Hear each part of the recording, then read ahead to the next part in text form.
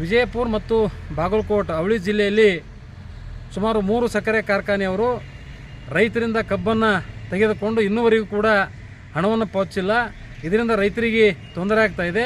ಈ ಬಾರಿ ಮುಂಗಾರು ಹಂಗಾಮಿನ ಮಳೆ ಪೂರ್ವದಲ್ಲಿ ಪ್ರಾರಂಭ ಆಗಿದ್ದು ಇನ್ನೇನು ಬಿತ್ತನೆ ಕಾರ್ಯಕ್ಕೆ ರೈತರು ಮುಂದಾಗಿದ್ದಾರೆ.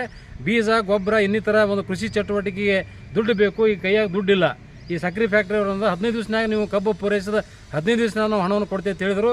ಈಗ 6-7 ತಿಂಗಳು ಗಚ್ಚಿದ್ರು ಕೂಡ ಒಂದು ಪೈಸಾ ಕೊಟ್ಟಿಲ್ಲ. ಆ ಕಾರಣಕ್ಕಾಗಿ ಈಗ ರೈತರಿಗೆ ತೊಂದರೆ ಅದ. ಬಿತ್ತನೆ ಕಾರ್ಯಕ್ಕೆ ರೊಕ್ಕ ಇಲ್ಲ.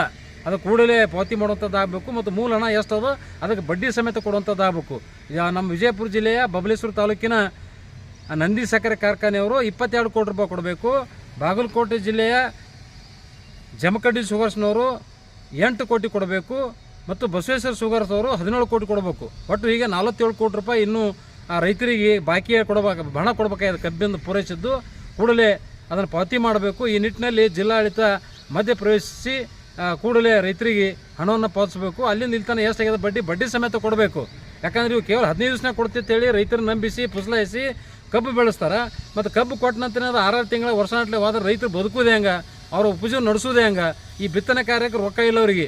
ಮತ್ತು ಕೂಡಲೇ ಕೊಡೋದು ಬಿಟ್ಟು ಇವ್ರನ್ನ ಹೋಗಿ ತಡೆಯತ್ನ ತಂದಾರತ್ತೀವ್ರು ಕೋರ್ಟ್ನವರು. ಮತ್ತು ಇದೇ ಹಂಗಿತ್ತಂದ್ರೆ ನೀವ್ಯಾಕೆ ಫ್ಯಾಕ್ಟ್ರಿ ನಡೆಸ್ತಾರೆ? ನಿಮಗಾರ ದುಡ್ಡು ಕೊಡೋಕ್ಕಾಗಲಿಪ್ಪ ಅಂದ್ರೆ ಫ್ಯಾಕ್ಟ್ರಿ ಮುಚ್ಕೊಂಡು ಹೋಗ್ಬಿಡ್ರಿ ಕಡೆ. ರೈತರಿಗೆ ಹೇಳಿ ಮೋಸ ಮಾಡಿ ಇವತ್ತಿಂದ ಕೋರ್ಟಿಗೆ ಹೋಗಿ ನೀವು ತಡೆಯತ್ನ ತಂದಿರಿ, ನಮಗೆ ಕಾಲಾವಕಾಶ ಕೊಡ್ರಿ ಅಂತೇಳಿ. ಮತ್ತು ರೈತರು ಸತ್ತು ಹೋಗ್ಬೇಕು ನಿಮಗೆ ಕಬ್ಬು ಕೊಟ್ಟು. ಅದನ್ನೆಲ್ಲ ಬಿಡ್ರಿ, ಕೂಡಲೇ ಹಣ ಪಾವತಿಸುವಂಥ ಕೆಲಸ ಮಾಡಬೇಕು. ಇಲ್ಲದಿದ್ದರೆ ನಾವು ಕಾರ್ಖಾನೆ ಆದರೂ ಅಖಂಡ ಕಾರಣ ರೈತ ಸಂಘ ವತಿಯಿಂದ ಬೀಗ ಜಡಿದು ಧರಣಿ ಸತ್ಯಾಗ್ರಹ ಮಾಡಬೇಕಂತ ಎಚ್ಚರಿಕೆಯನ್ನು ಕೊಡ್ತಾ ಇದ್ದೇವೆ. ಅರವಿಂದ್ ಕುಲಕರ್ಣಿ, ಅಖಂಡ ಕಾರಣ ರೈತ ಸಂಘದ ಕಾರ್ಯದರ್ಶಿ.